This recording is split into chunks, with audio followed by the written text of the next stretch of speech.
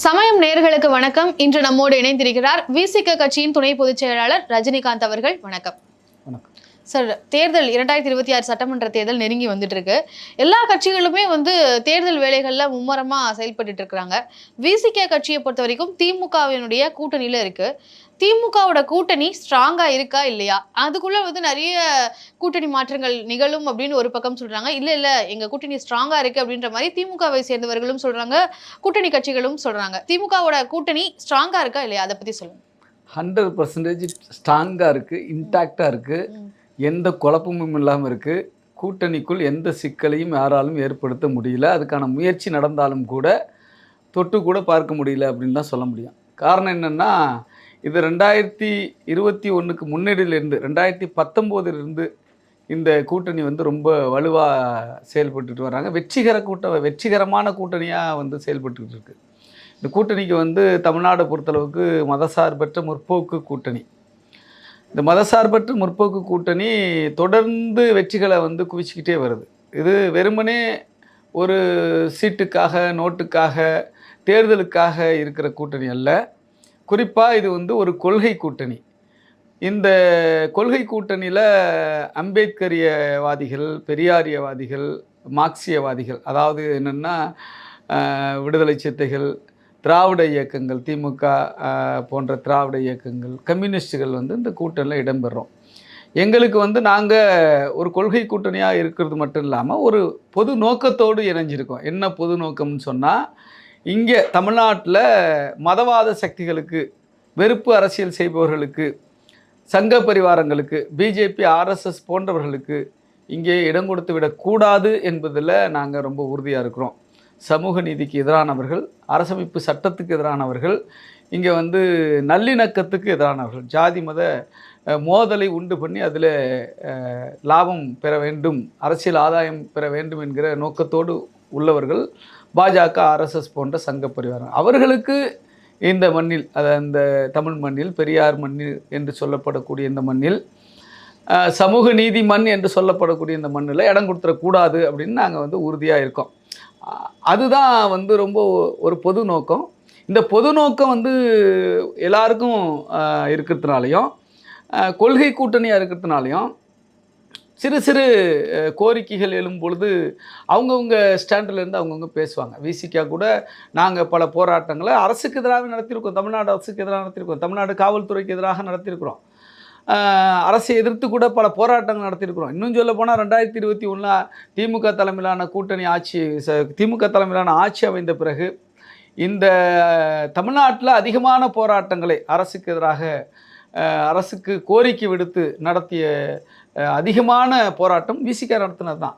எதிர்கட்சின்னு சொல்கிற அதிமுக நடத்தினது இல்லை, பிஜேபி நடத்தினது கிடையாது. அதே போல் கம்யூனிஸ்டுகள் போராட்டங்கள் நடத்தியிருக்கிறாங்க. அப்போ நாங்கள் உரிமைக்கு குரல் கொடுப்பவர்களாகவும், உறவுக்கு தோள் கொடுப்பவர்களாகவும் இருக்கிறோம். ரெண்டாவது, ஒரு புரிதலோடு பயணிக்கிறோம். ஒரு கோரிக்கையை, நம்ம கூட்டணி கட்சியாக இருக்கிறோம், கோரிக்கை விடுத்தாக்க அவங்க ஏதாவது நெருடலாக நினச்சிப்பாங்க, தப்பாக எடுத்துப்பாங்க என்கிற அடிப்படையில், அரசு தவறு செய்தால் கூட, அரசில் ஆட்சியாளர்கள் அதில் சிறு சறுக்களை ஏதாவது அவங்க ஈடுபட்டால் கூட அதை நட்புத்தன்மையோடு, நட்பு சக்தியோடு சுட்டி காட்டுகிற, அல்லது அதை மாற்றிக்கொள்ள வேண்டும் என்று போராடுகிற ஒரு கட்சிகளாக இந்த மதசார்பற்ற முற்போக்கு கூட்டணி இருக்கிற கட்சிகள் இருக்கிறது. ஆனால் இதை பயன்படுத்தி ஏதோ முரண்பாடு இருக்குது. ஏதாவது ஒரு கோரிக்கை நம்ம எடுத்தோம்னா, இப்போ நாங்கள் மது ஒழிப்பு மாநாடு நடத்தினோம், அது மாநில அரசுக்கு எதிராகவும் நடத்தினோம், ஒன்றிய அரசுக்கு எதிராகவும் நடத்தினோம். பல கோரிக்கை சாதி அடிப்படையிலான வன்கொடுமைகளுக்கு எதிராக போராட்டம் நடத்தியிருக்கிறோம். நாங்கள் கொடியேற்ற முடியாத சூழல்லாம் இருந்திருக்கு, அதுக்கு எதிராக போராட்டம் பண்ணியிருக்கிறோம். இதெல்லாம், இந்த போராட்டத்தையெல்லாம் வச்சுக்கிட்டு உடனே திமுக கூட்டணிக்குள் உரசல் விட்டது, விசிகா அதிருப்தியில் இருக்குது. கம்யூனிஸ்டுகள் இப்போ சாம்சங் தொழிலாளர் போராட்டம் நடத்தினாக்கா உடனே கம்யூனிஸ்டுகள் திமுகவுக்கு எதிராக போராட்டம் நடத்துகிறாங்க என்று சொல்லுகிறார்கள். இதை பயன்படுத்தி ஏதாவது இந்த கூட்டணியில் சிக்கல் உண்டாக்கிடலாமா, கலைச்சி விட்டுடலாமா, என்ன அப்படியெல்லாம் யோசிக்கிறாங்க. அதெல்லாம் வாய்ப்பே கிடையாது. நாங்கள் புரிதலோடு முரண்படுகிறோம், புரிதலோடு இயங்குகிறோம், நட்போடு நாங்கள் இயங்கி கொண்டிருக்கிறோம். ஆனால் எங்களுக்கு ஒரு பொது நோக்கம் இருக்கிறது, கொள்கை கூட்டணியாக இருக்கிறோம். எங்களை, இந்த கூட்டணியில் இருக்கிற கட்சிகளை ஏதாவது ஒரு வகையில் டிஸ்டர்ப் பண்ணி இந்த கூட்டணியை வந்து உடைச்சிடலாமா, ஒரு கல்லை உருவுனா சரசரன்னு இந்த கோபுரத்தை வந்து தள்ளி விட்டுலாம் அப்படின்னு பல முயற்சி பண்ணுறாங்க. பிஜேபி முயற்சி பண்ணுது, அதிமுக முயற்சி பண்ணுது, நேற்று வந்த விஜய் கூட முயற்சி பண்ணுறாரு. ஆனால் எதுக்கும் நாங்கள் இடம் கொடுக்கல. அவர்கள் மோதி மோதி முட்டி முட்டி அவர்கள் தான் காயப்படுகிறார்களே தவிர எங்கள் கூட்டணியில் ஒரு சிறு சலசலப்பும் கிடையாது, சிதைவும் கிடையாது. உறுதியோடு இருக்கிறோம், வலிமையோடு இருக்கிறோம். 2026 தேர்தலிலும் மதசார்பற்ற முற்போக்கு கூட்டணி, திமுக தலைமையிலான கூட்டணி வெற்றி பெறும். சார், நீங்க விசிக வந்து திமுகவோட கூட்டணியில இருந்து வெளியில வரணும் அப்படின்ற அந்த சில நோக்கங்களோட நீங்க சில கட்சிகளை வந்து சொல்றீங்க. ஆனா எங்களுக்கு இருக்கக்கூடிய கேள்வி அப்படின்னு பாத்தீங்கன்னா, விசிக வந்து நிறைய நேரங்கள்ல திமுக வந்து மென்மையாக கையாளுறாங்களோ, கூட்டணியில இருக்கிறோம் அப்படின்றதுனாலே மென்மையா கையாளுறாங்களோ அப்படின்ற கேள்வி வருது. ஏன்னா சனாதானத்தை வந்து எதிர்க்கிறோம் அப்படின்றது வந்து தலித்துகளுக்கு பிரச்சனை வரும்போது மட்டும் திமுக வந்து அந்த ஒரு விஷயத்த வந்து சொல்றது இல்ல. பாஜகவை எதிர்க்கிறோம் அப்படின்னு சொல்லும் போது மட்டும்தான் வந்து சனாதானத்தை எதிர்க்கிறோம் அப்படின்ற மாதிரி திமுக வந்து அந்த ஒரு கேம்பெயினை வந்து கையில் எடுக்கிறாங்களே தவிர உண்மையாவே வந்து அவங்க எதிர்க்கிறாங்களான்னு கேட்டா அங்க ஒரு கேள்விக்குறி வருது அப்படின்ற சில கருத்துக்களை வந்து நிறைய பேர் முன்வைக்கிறாங்க. இப்போ சமீபத்தில் துப்புரவு பணியாளர்களுடைய பிரச்சனை கூட பார்த்திருப்பீங்க. அவங்க எல்லாம் கைது செய்யப்பட்டாங்க. அவங்களுடைய போராட்டம் நீண்ட 100 நாட்களுக்கு மேலே எல்லாம் வந்து போராட்டம் இருந்து கைது செய்யப்பட்டிருக்காங்க. ஸோ இப்படி தலித்துகளினுடைய பிரச்சனையில திமுக கொஞ்சம் அலட்சியமா இருக்குன்னு சொல்லக்கூடிய அந்த ஒரு பார்வை பற்றி உங்க கருத்து என்ன?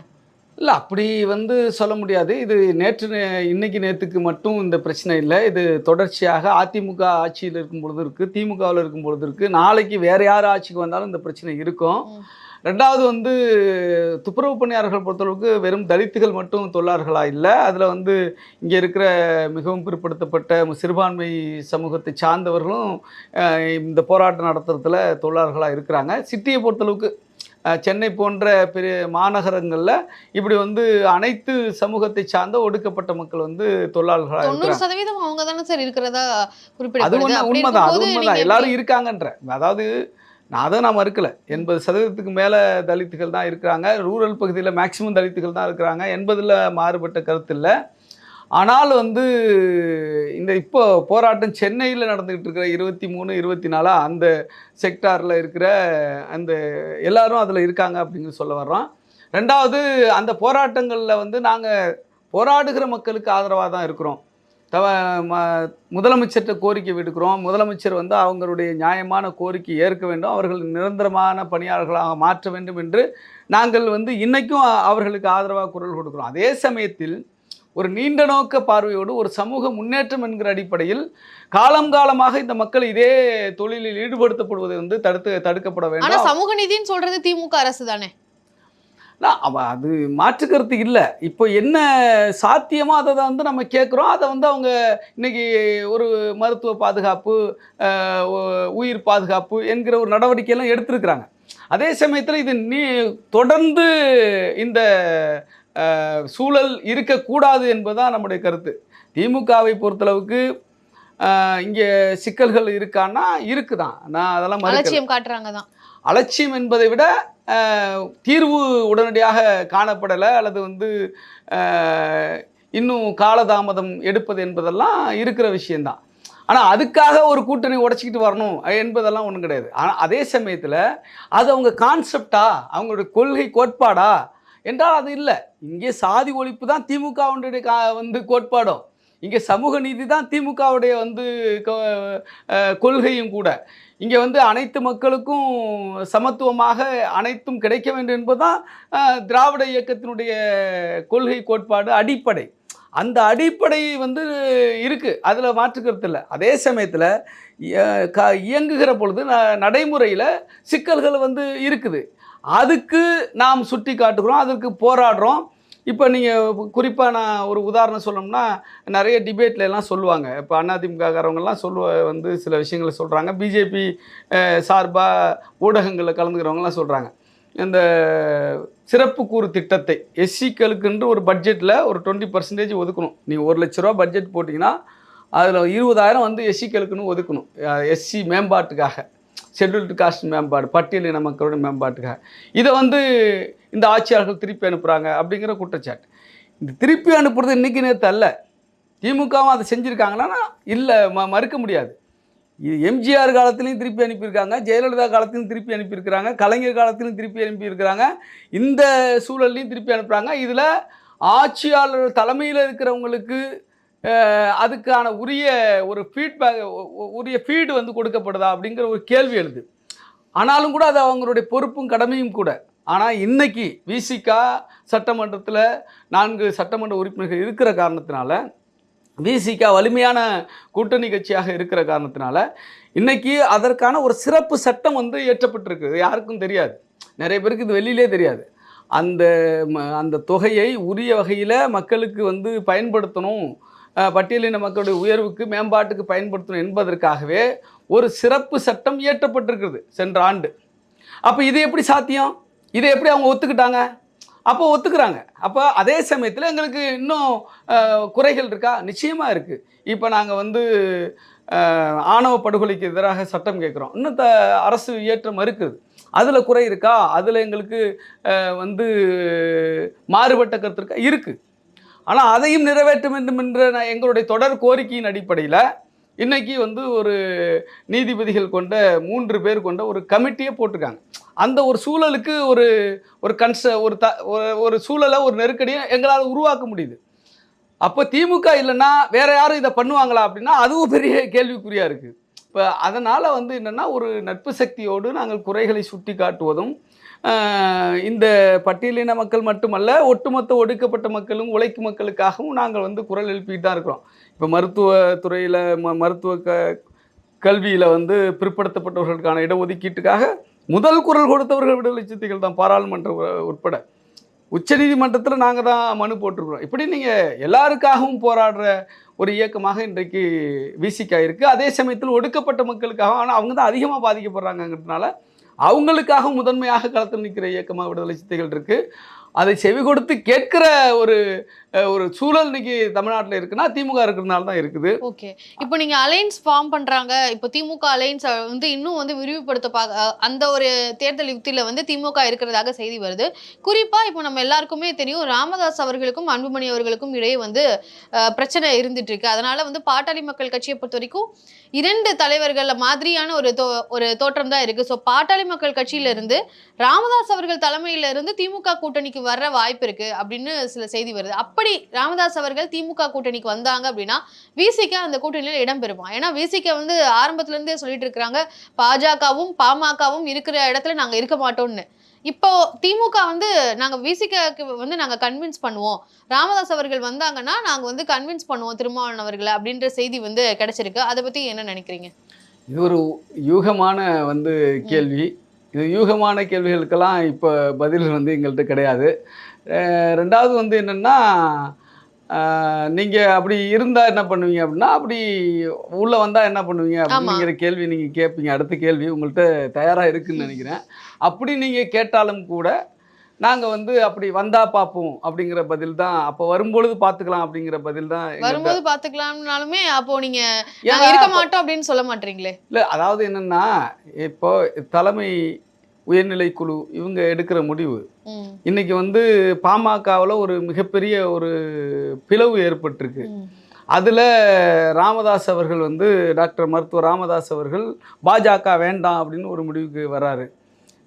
பாஜக இருக்கக்கூடாது, பாஜக எதிர்க்கணுங்கிற ஒரு முடிவுக்கு வராரு. அன்புமணி பாஜகவோட ரொம்ப நெருக்கமாக இருக்காரு. திமுக எதிர்ப்பு மனநிலை என்பது ஒன்று, ரொம்ப முதன்மையானது பாஜக ஆதரவு மனநிலை. அதுதான் ரொம்ப முக்கியமாக நீங்கள் பார்க்கணும்.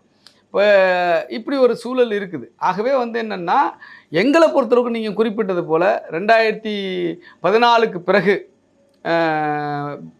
இந்த பாமக இடம்பெறுகிற அணியில் நாங்கள் இடம்பெற மாட்டோம். இன்னும் சொல்ல போனால் 2002லேயே 2001ல் எங்கள் தலைவர் வந்து டிக்ளேர் பண்ணார், மதவாத கட்சியாக இருக்கிற பாஜக, சாதியவாத கட்சியாக இருக்கிற பாமக, இவங்க 2 பேரும் மக்களை பிளவுபடுத்தி மதத்தின் அடிப்படையிலும் சாதியின் அடிப்படையிலும் பிளவுபடுத்தி மோதலை உண்டு பண்ணி பகை உணர்ச்சியை தூண்டி அதில் அரசியல் ஆதாயம் பெறுவதற்கு முயற்சி பண்ணுறாங்க. இந்த 2 கட்சி எங்கே இருந்தாலும் அந்த கூட்டணியில் இடம்பெற மாட்டோம்னு எங்கள் தலைவர் வந்து சொன்னார். 2014க்கு பிறகு அது தீவிரமாக நாங்கள் முன்னெடுத்துட்டோம். அதே போல் 2014க்கு பிறகு எந்த பாஜக பாமக பங்கேற்கிற அவங்க 2 பேரும் வெவ்வேறு கூட்டணியில் இருந்தாலும் 2 கூட்டணிக்கும் நாங்கள் வந்து கதவை சாத்திடுறோம். நாங்கள் வந்து அது போகிறதில்ல. அப்போ அந்த நிலைப்பாடு தான் இப்பொழுதும் எங்களுக்கு. ஓகே. அந்த நிலைப்பாட்டில் எந்த மாற்று கருத்தும் கிடையாது. பாமக ராமதாஸ் தலைமையில் பாமக வந்தாலும் அது பாமக தான். டாக்டர் அன்புமணி தலைமையில் பாமக இருந்தாலும் அது பாமக தான். இந்த எங்கள் தலைவர் சொல்லியிருக்கார், நீரடித்து நீர் விலகுவதில்லை என்று சொல்லியிருக்கார். இப்போ டாக்டர் ராமதாஸ் அவர்களும் டாக்டர் அன்புமணி அவர்களும் 2 பேரும் வேறு வேறு ஆட்கள் கிடையாது. இவர் அப்பா, இவர் பையன். இவங்க 2 பேருக்குள்ளே என்றைக்கு வேணுமாலும் இணக்கம் வந்து உருவாகலாம். நேற்று கூட கோகாமணி சொல்லியிருக்காரு, இவங்க 2 பேரும் சேர்றதுனா நான் கூட கட்சியை விட்டு வெளில போகிறேன், என் பையனை கூட்டிகிட்டு நான் வெளில போகிறேன், நான் எம்எல்ஏ பதவி கூட நான் வந்து ராஜினாமா பண்ணுறேன் அப்படின்னு சொல்கிறார். ஆனாலும் கூட வந்து அது இன்னும் தீர்வனா தெளிவனா அப்படின்னு சொல்லிட்டு 2 பேருக்குமான அந்த மோதல் வந்து நீடிச்சிக்கிட்டு இருக்குது. ஆனால் இவர்கள் இருவரும் ஒன்றாக இருந்த பொழுது இந்த நாட்டில் வந்து இந்த தமிழ்நாட்டில் வந்து மிகப்பெரிய அநீதியை இழைச்சிருக்காங்க. அதில் எந்த மாற்று கருத்தும் கிடையாது. இந்த பெரியார் மண்ணில் வந்து பிராமணர் அல்லாதோர் இயக்கம் கண்டு இந்த மண்ணில் தலித்து அல்லாதோர் இயக்கம் கண்டவர் ராமதாஸ். தலித் எதிரியாக காட்டி பிராமணர் உள்ளிட்ட மற்ற சாதிகளை எல்லாம் ஓரணியில் வந்து திரட்ட வேண்டும் என்று சொல்லி அதற்கான முயற்சியிலும் ஈடுபட்டு அதை சில இடங்களில் செயல்படுத்தியும் காட்டி தலித்து விரோத அரசியலை, பெரியாருக்கு எதிரான அரசியலை செய்தவர் டாக்டர் ராமதாஸ் அவர்கள். அதனால் பல வந்து இந்த மண்ணில் பல சிக்கல்கள் உருவாயிருக்கு. இளவரசன் போன்ற இளம் பிள்ளைகள் தங்களுடைய வாழ்க்கையை இழந்திருக்கிறாங்க. பல வீடுகள் வந்து இன்றைக்கி வந்து கொளுத்தப்பட்டிருக்கிறது. பல பாதிப்புகள் வந்து இன்றைக்கி இருக்குது. இப்போ இன்றைக்கி வந்து பையனோட வந்த பிரச்சனை ராமதாஸோடைய மைண்ட் செட்டெல்லாம் மாறிடுச்சா, அவர் வந்து பியூரிஃபை ஆகிட்டாரா அப்படின்னு நம்ம சொல்ல முடியாது. ஸோ அதனால் கூட்டணி வைக்க மாட்டீங்க என்ன அப்படின்னு சொல்ல முடியாது. அதே சமயத்தில் என்னை பொறுத்தளவும் ராமதாஸை விடவும் அன்புமணி 100% அபாயமானவர், சமூக விரோத வந்து மனப்பான்மை கொண்டவர். அன்புமணி அவர்கள் மிக மோசமான தன்னோட தந்தையை என்ன பாடுபடுத்துகிறார். அவர் வந்து அவர் சொன்னது மாதிரி 96,000 கிராமங்களுக்கு போயிருக்குங்கிறாரு. கிட்டத்தட்ட 20-30 ஆண்டுகள் அவர் வந்து அரசியல் பண்ணியிருக்காரு. தன்னுடைய மகனுக்காகவே பல முடிவுகளை எடுத்திருக்கிறாரு. பல முடிவுகளை வந்து எடுத்து பல சிக்கல்களும் இங்கே உருவாகிருக்குது. அப்படிப்பட்ட ஒரு தந்தை அவர் என்ன செய்ய போகிறாரு? அவர் இருக்கும் வரை அவர் வந்து அவருடைய தலைமையை ஏற்றுக்கிறதுல அன்புமணிக்கு என்ன பிரச்சனை? ஆனால் அதை கூட வந்து பொறுக்க முடியாமல் 35 வயசுலேயே மந்திரி ஆகிறாரு. மந்திரி ஆகிட்டு வந்துக்கிட்டு இருக்கும்போது ஃப்ளைட்லேயே கேட்டாருன்னு ராமதாஸே சொல்கிறாரு, இந்த தலைவர் பதவி எனக்கு கொடுத்துருங்க அப்படின்னு சொல்லிட்டு கேட்டாருன்னு சொல்கிறார். அப்போ அவ்வளோ ஒரு அதிகார வெறி பிடித்த, தலைமை வெறி பிடித்த ஒரு நபராக இன்றைக்கி வந்து அன்புமணி இருக்கிறார். அன்புமணி தான் சொன்னார், கடந்த 2024 தேர்தலில் அவர் வந்து பாஜகவுக்கு சப்போர்ட் பண்ணி சிதம்பரத்தில் பிரச்சாரம் பண்ணும் பொழுது இந்த தேர்தலில் பானை உடைக்கப்படும் என்று சொன்னார். ஆனால் பாவம், உடைபட்டது பானை அல்ல, பாமக. இன்றைக்கு பாமக தான் உடைபட்டிருக்கிறது. ஆனால் அதே சமயத்தில் தன்னுடைய தந்தை என்றும் பாராமல் அவருக்கு வந்து இவ்வளவு மனவலியையும் இவ்வளவு வந்து அவர் கண்ணீர் சிந்துகிற வகையில் அவர் வந்து ஒரு கொடுமையும் வந்து ஒரு மகனாக இருந்து இழைக்கிறார். எந்த மகனுக்காக டாக்டர் ராமதாஸ் அவர்கள் பல்வேறு தவறான உத்திகளை கையில் எடுத்து பல்வேறு இங்கே அநீதிகள் இங்கே நடத்தப்பட்டதோ அந்த மகனால் இன்றைக்கு அநீதியை வந்து எதிர்கொண்டிருக்கிறார் ராமதாஸ். ஆனால் இப்போ வரைக்கும் வந்து அன்புமணி அவர்களுக்கு தான் கட்சியில் ஆதரவு அதிகம்ன்றது உங்களுக்கு தெரிஞ்சிருக்கும் இல்லையா? அவருக்கு அதுதான் இவங்க ராமதாஸ் அவர்கள் வளர்த்திருக்கிற அரசியல்.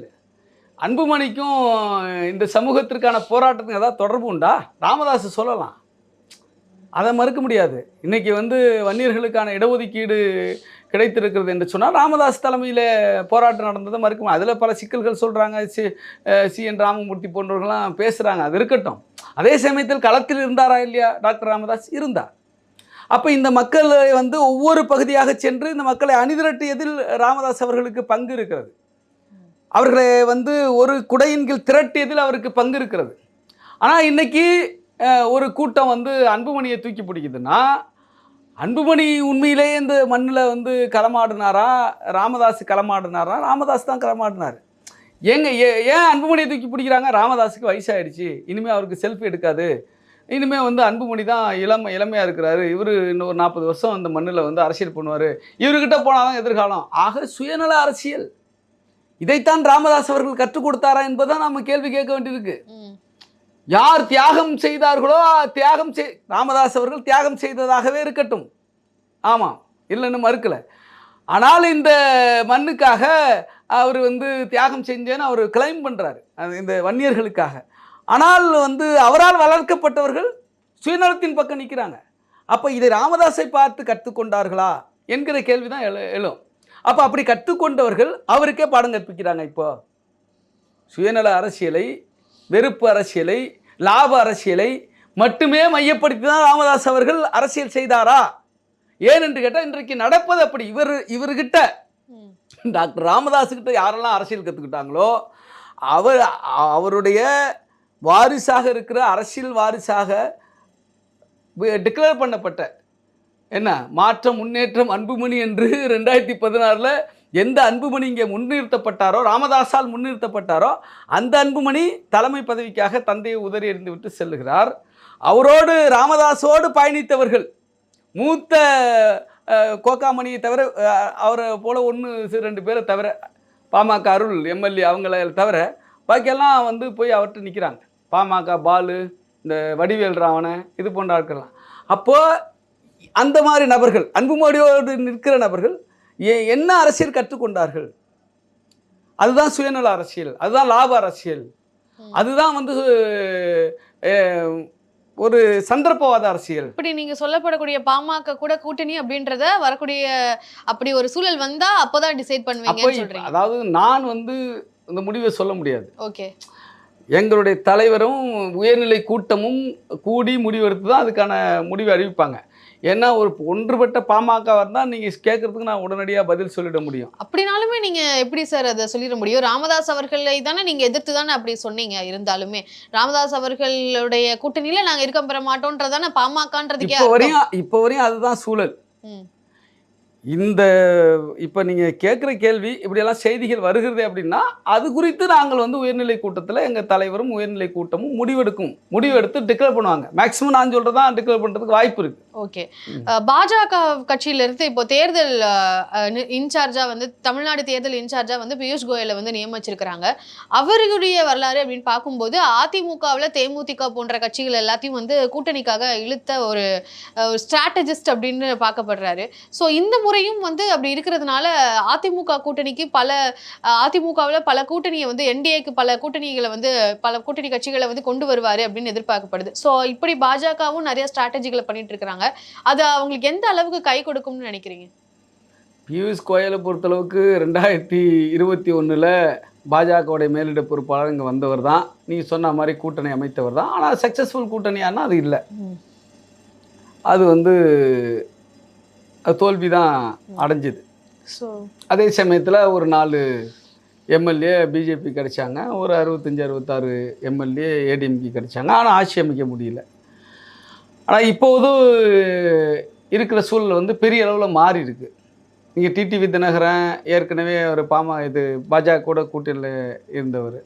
2021 தனியாக தான் இருந்தார். இந்த 24 சொல்ல 24 பார்லிமெண்ட் எலெக்ஷனில் அவர் பாஜக கூட இருந்தவர். இன்றைக்கி டிடிவி தினகரன் என்ன சொல்கிறாருன்னா, நாங்கள் வந்து எடப்பாடியை முதலமைச்சர் கேண்டிடேட்டாக ஏற்றுக்க மாட்டோம், எடப்பாடியை மாற்றினா தான் நான் அந்த கூட்டணிக்குள்ளேயே வருவேன் அப்படின்னு அவர் சொல்கிறார். தேமுதிக ஒரு முடிவை இன்னும் அறிவிக்கலை. அவங்க வந்து அதிமுகவால் ஏமாற்றப்பட்டதாக அவங்க ஃபீல் பண்ணுறாங்க. எலெக்ஷன் 2024 தேர்தலில் நீங்கள் எங்கள் கூட இருங்க, உங்களுக்கு ராஜ்யசபா கொடுக்குறேன்னு சொல்லிட்டு இப்போ திடீர்னு இல்லைன்னு சொல்கிறாங்க. மிகப்பெரிய ஒரு மோசடியை செஞ்சுட்டாங்க அப்படின்னு பிரேமலதா விஜயகாந்த் அவர்கள் தன்னுடைய மனக்குறையை வந்து வெளிப்படுத்துகிறாங்க. இப்போ பாமக பொறுத்தளவுக்கு ஏற்கனவே பாஜகவோடு இருந்தவங்க இப்போ 2 பேரும் தனித்தனியாக நிற்கிறாங்க. டாக்டர் ராமதாஸ் தலைமையில் ஒரு அணி, அன்புமணி தலைமையில் ஒரு அணி. இதில் வந்து ராமதாஸ் அவர்கள் பாஜகவே வேண்டாங்கிறாரு, திமுகக்குள்ளே வரதுக்கு முயற்சி பண்ணுறாரு அப்படின்னு நீங்கள் சொல்கிற மாதிரி அப்படி ஒரு முயற்சி நடக்கிறதா சொல்கிறாங்க. இன்னொரு பக்கம் அன்புமணி பிஜேபியோட ரொம்ப நெருக்கமாக பயணிக்கிறாரு. அவர் பிஜேபியோடு தான் பயணிப்பாரா இல்லையா என்பது இனிமே தான் தெரிய வரும். அப்போ அதுக்குள்ளேயே நம்ம எடப்பாடி பழனிசாமி அவர்கள் பொதுக்குழு கூட்டினார். அந்த பொதுக்குழுவில் பாஜக அதிமுக 2 பேரும் தனித்தனியாக போட்டிட்டதுனால தான் 2024 தேர்தலில் நம்ம தோத்துட்டோம். 2 பேரும் ஒன்று சேர்ந்துருந்தா அப்போ 2024 தேர்தலில் வாங்கின ஓட்டை மையப்படுத்தி ஒன்று சேர்ந்துருந்தோம்னா 41.33% நம்ம வந்து ஓட்டு கிடைச்சிருக்கோம் அப்படின்னா நமக்கு பெரிய அளவில் வெற்றி பெற்றிருப்போம் அப்படிங்கிறாரு. அது வந்து ஒரு தவறான கணக்கு. காரணம் என்னென்னா, அப்போது அதிமுக கூட இருந்த தேமுதிக இப்போ இல்லை. அப்போது வந்து பிஜேபி கூட இருந்த பாமக இப்போ இல்லை. அப்போ பிஜேபி கூட இருந்த ஓபிஎஸ் இப்போ இல்லை. அப்போ பிஜேபி கூட இருந்த டிடிவி இப்போ இல்லை. அப்போ அவங்கெல்லாம் சேர்ந்ததுனால தான் இந்த ஓட்டு கணக்கு வந்துச்சு, இந்த ஓட் ஷேர் வந்துச்சு. இன்றைக்கி அவங்க எல்லாருமே விலகி நிற்கிறாங்க. இன்னும் அவங்க வருவாங்களா வரமாட்டாங்களாங்கிற கேள்வி வந்து இன்றைக்கி எழுந்திருக்கிறதுனால அதுக்கு வந்து வாய்ப்பு குறைவு. ரெண்டாவது, இந்த பொதுக்குழுவில் எடப்பாடி பழனிசாமி என்ன முக்கியமான தீர்மானங்கள் போட்டிருக்காரு, அந்த முக்கியமான தீர்மானங்கள் எல்லாமே பாஜகவுக்கு எதிரான தீர்மானங்கள்னு என்னுடைய கருத்து. ஓகே, திமுகவுக்கு எதிரான தீர்மானங்கள் என்பதை விட சும்மா அரசியலுக்காக திமுகவை எதிர்த்து கண்டித்து சில தீர்மானங்கள் போட்டுட்டு, இந்த 2026 தேர்தலுக்காக அவர் போட்டிருக்கிற தீர்மானங்கள் எல்லாமே பிஜேபிக்கு எதிரானது. என்ன பிஜேபிக்கு எதிரானதுன்னு கேட்டிங்கன்னா, தமிழ்நாட்டில் அதிமுக தான் கூட்டணியின் தலைமை அப்படிங்கிறாரு. அப்போ பிஜேபி என்ன சொல்லுது? என்டிஏ கூட்டணின்னு சொல்கிறாங்க. என்டிஏ கூட்டணின்னு சொன்னாலே யார் தலைமைன்னா பிஜேபி தலைமை. ஆனால் நயனா நாகேந்திரன் எடப்பாடி பழனிசாமி தான் முதலமைச்சர் வேட்பாளர்னு சொல்லிட்டாரு. அவர் சொல்கிறாரு. ஆனால் அமித்ஷா சொன்னாரா? அந்த கேள்வி இருக்குது. ஏன்னா எடப்பாடி நயனா நாகேந்திரன் முடிவெடுப்பாரா, அமித்ஷா முடிவெடுப்பாரா? எல்லாருக்கும் வெள்ளிடை மலை போல தெரிகிற உண்மை என்னென்னா, அமித்ஷா எடுக்கிற முடிவுக்கு நயனா நாகேந்திரன் கட்டுப்பட்டு தான் ஆகணும். ஆக அமித்ஷா இன்னும் சொல்லலை. அது மட்டுமல்ல, எடப்பாடி பழனிசாமி இங்கே நாங்கள் தான் கூட்டணிக்கு தலைமைன்னு சொல்கிறாரு. ஒன்று. ரெண்டாவது, கூட்டணிக்குள் யார் யார் வர வேண்டும், யார் யார் இருக்க வேண்டும் என்பதை அதிமுக தான் முடிவு செய்யுங்கிறார். அப்போ இது யாருக்கு தீர்மானம்? பாஜகவுக்கு. ஏன் பாஜகவுக்கு தீர்மானம்? பிரிந்து போனவங்க யாரையும் சேர்க்க மாட்டேன்னு எடப்பாடி பழனிசாமி சொல்கிறாரு. ஆனால் இவங்க பாஜக என்ன பண்ணுது? டிடிவி தினகரனை உள்ளே இழுக்க பார்க்குது, பேச்சுவார்த்தை நடத்துது. ஓபிஎஸ்ஸை உள்ளே இழுக்க பார்க்குது. ஓபிஎஸ் போய் இப்போ கூட ரீசெண்டாக போய் சந்திச்சுட்டு வந்திருக்காரு அமித்ஷாவை. உள்ளே இழுக்க பார்க்குறாங்க. அதே மாதிரி பார்த்தீங்கன்னா சசிகலாவை கூட வந்து பிஜேபி உள்ளே சேர்க்க பார்க்குறாங்க. இப்போ இவங்களெல்லாம் சேர்க்க மாட்டோம், நாங்கள் தான் முடிவெடுப்போம் என்பது யாருக்கு எதிரான தீர்மானம்? பிஜேபிக்கு எதிரான தீர்மானம், அமித்ஷாவுக்கு எதிரான தீர்மானம். ஆனால் இப்போ பாஜகவை வந்து பாஜக தான் சேர்க்க நினைக்கிறாங்கன்னு சொல்கிறீங்க. இவங்க எல்லாத்தையும் பிரித்ததையும் பாஜக தான் அப்படின்றதும் ஒரு பார்வையும், அப்படியும் ஒரு நெரேட்டிவும் இருக்குது. அது உண்மைதான். அப்போ பிரித்ததும் அவங்க தான் சேர்க்கவும் நினைக்கிறாங்கன்னா அதுவே ஒரு முரணாக இருக்கே. அதாவது என்னன்னு கேட்டிங்கன்னா, அதிமுக ஒரு வலுவான தலைமை கொண்ட ஒரு கட்சியாக இருக்கக்கூடாது. அதிமுகவை அவங்க ஈஸியாக ஆஃப்டர் ஜெயலலிதா இவங்க கைப்பற்றிட்டாங்க. இவங்க கைப்பாவையாக இன்றைக்கு அதிமுக செயல்பட்டு கொண்டிருக்கிறது. இதில் வந்து நம்ம எடப்பாடி பழனிசாமிக்கு ஒரு பெரிய பயம் இருக்குது. என்ன பயம்னா, தான் தலைமையாக இருக்கணும் அந்த கட்சிக்கு. இதில் சசிகலா விட்டாக்க நம்ம தலைமைக்கு ஆபத்து வந்துடும், தினகரனை உள்ளே விட்டால் தலைமைக்கு ஆபத்து வந்துடும். ஆக தன்னுடைய தலைமைக்கு யாரெல்லாம் ஆபத்தாக இருக்கிறார்களோ அவர்களெல்லாம் வெளியேற்றுவது என்பது அவருடைய நோக்கம். இந்த எடப்பாடி பழனிசாமியோட நோக்கத்துக்கு உடன்பட்டு போய் அவங்கள கூட்டணிக்குள்ளே வச்சுக்கிட்டு தான் வந்து அரசியல் ஆதாயம் பெற்றுக்கிட்டு அவருடைய வந்து இந்த சேர்க்க மாட்டேங்கிறார அதுக்கு உடன்பட்டு போனாங்க.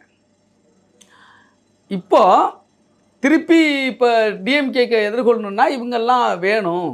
ஏன்னா 2021 தேர்தலில் டிடிவி தினகரன் வந்து நிறைய இடத்துல வெற்றி தோல்விக்கு காரணமாக இருந்திருக்காரு. அவர் வாங்கின ஓட்டு காரணமாக இருந்திருக்கு. சசிகலாங்கிற ஒரு ஜெயலலிதா கூட பயணித்த ஒரு லீடர் இருக்கிறார். ஓபிஎஸ் வந்து அவர் நின்ன அந்த தொகுதி இப்போ நின்னார்ல தென்காசி, இது ராமநாதபுரத்தில் செகண்ட் பிளேஸில் வந்திருக்காரு. அப்போ இந்த ஓட்டெல்லாம் நமக்கு வேணும்.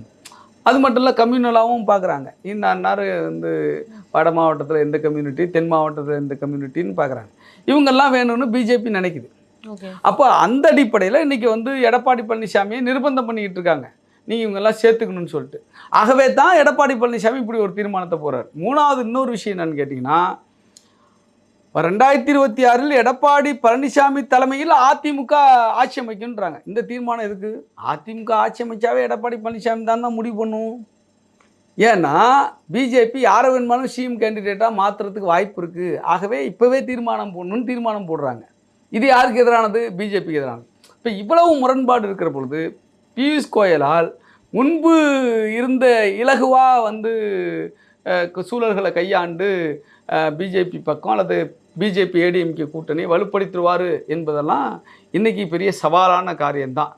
ஏதோ அவர் வந்து அமித்ஷா கூட ரொம்ப நெருக்கமாக இருக்கிறாரு, அமித்ஷாவுக்கு ரொம்ப நம்பிக்கை உரியவராக இருக்கார் பியூஷ் கோயல். ஆகவே அவரை வந்து அனுப்பியிருக்காங்க, அவர் சொல்கிறத நேரடியாக செய்யறதுக்காக அனுப்பியிருக்காங்க. ஆனாலும் கூட அவருடைய முயற்சி, அமித்ஷாவினுடைய வழிகாட்டுதல் நடக்கும். அப்படி நடக்கிற பொழுது டிடிவி ஓபிஎஸ் எல்லாம் அவங்க சேர்த்துக்கணும் வந்து ட்ரை பண்ணுவாங்க. அப்போ எடப்பாடி பழனிசாமிகிட்டேருந்து என்ன ரியாக்ஷன் வரும்னு தெரியாது. இப்போயே வந்து 80, 70, 60 சீட்டுக்கு வந்து பிஜேபி போய் லிஸ்ட்டு கொடுத்துட்டு வந்திருக்கிறதா சொல்கிறாங்க. இதிலேயே எடப்பாடி பழனிசாமி அதிருப்தியாக இருக்கிறாரு. ஆகவே எதிர்காலத்தில் பிஜேபி அதிமுக கூட்டணி ஒன்றாக இருக்குமா என்பதே கேள்விக்குறிதான். அது பியூஷ் கோயலால் காப்பாற்ற முடியுமா என்பதே கேள்விக்குறிதான். இது இன்னும் போக போக 2-3 மாதங்களில் அது வந்து வேறு டைமென்ஷனுக்கு போனாலும் போகும்.